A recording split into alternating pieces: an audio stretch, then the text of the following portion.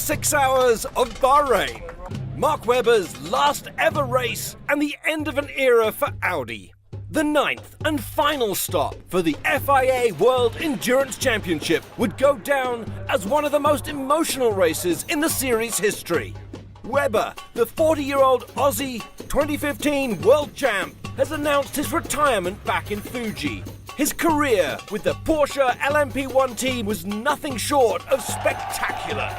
This year proving to be one of success with 4 overall wins. It's everything that I expected in terms of going out driving at the level I am now. I'm very, very happy. I'm still driving reasonably well, so that's good to have that sort of memory and those feelings of not being frustrated with not driving that well or being involved in things that you might not want to be involved in if you stretch your career too long. So in the end, it's been a really, really nice year, and we have a nice opportunity tomorrow night to try and put the small cherry on top.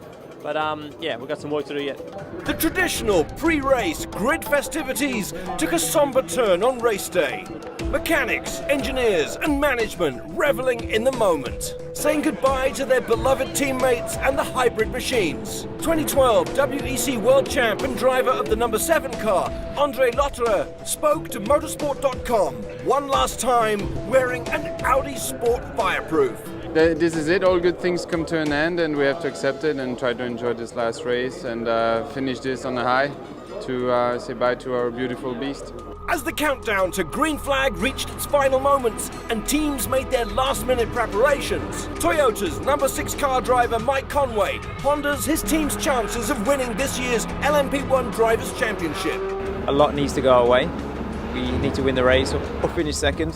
And Porsche number 2 has to finish sort of 6th or outside the top 6, so it's yeah, it's still doable. If the number 6 Toyota would win this race, the number 2 Porsche team of Romain Dumas, Mark Lieb and Neil Yanni would have to come at least 6th to be certain of the crown. Yeah, but if you're fighting for P5, 3, 6, then we have to take a risk because otherwise the championship is maybe gone.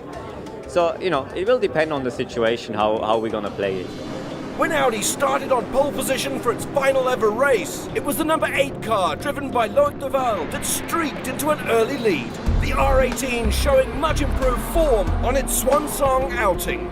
It wasn't long before the sister number 7 car had made its way up into second place, establishing the tone for an all-Audi duel at the head of the field, with the Porsches and Toyotas forced to play catch-up.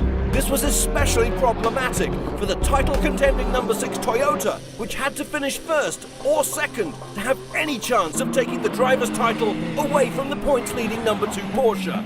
But there was drama when Neil Yanni in the number 2 car made contact with the GTE AM Class Porsche, sustaining a left rear puncture and damaging rear bodywork. The Swiss driver made it back to the pits, but not without losing all hope of a podium finish. From then on, simply making the checkered flag was the team's only goal. The race-leading car in GTE Pro also suffered a major setback, the number 97 Aston Martin losing a wheel shortly after a pit stop, bringing out the full course yellow. Ferrari bounced back from a disappointing show in China to get 2 cars on the podium, the number 51 car taking second place ahead of the number 71 machine in third.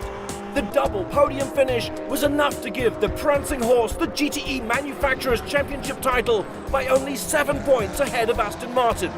But there was nothing Ferrari could do to prevent the number 95 Aston Martin of Niki Team and Marco Sorensen from winning the race and the GTE Pro Drivers' title.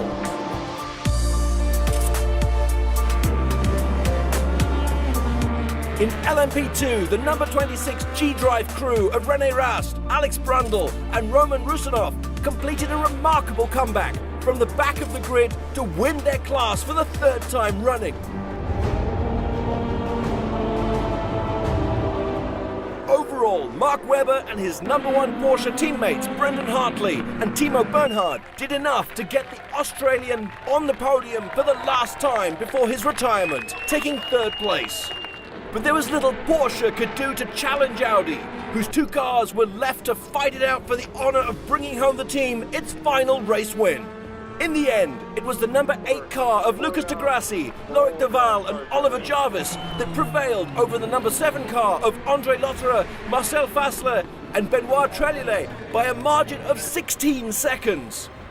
It marked Audi's 17th win in WEC and its 107th victory in sports car racing since making its debut at Sebring back in 1999. I'm feeling actually really good. Yeah, I couldn't ask for a better weekend for myself and for Audi with a pole position, lap record, then race win with a lap record. Thanks. Then race win with the lap record also on my side. So for me, it was a great weekend. It was the best I could do for Audi for all those years in WEC. We move along, new challenges now, and that's how we're gonna proceed. That's life. We end a cycle on a high where Audi deserves to be first and second when we finish second in the championship. For Porsche, however, 6th place for the number 2 car was enough for Neil Yanni, Romain Dumas and Marc Lieb to be crowned WEC Drivers' Champions, 3 weeks on from Porsche winning the manufacturer's title in China. You know, winning Le Mans and the World Championship in the same year, and in a year like this where the competition was this high, and I would say luckily the competition was this high because we had different winners, that made us winning the championship. It's the best moment of my career in the end. I've achieved 2 big things in one go.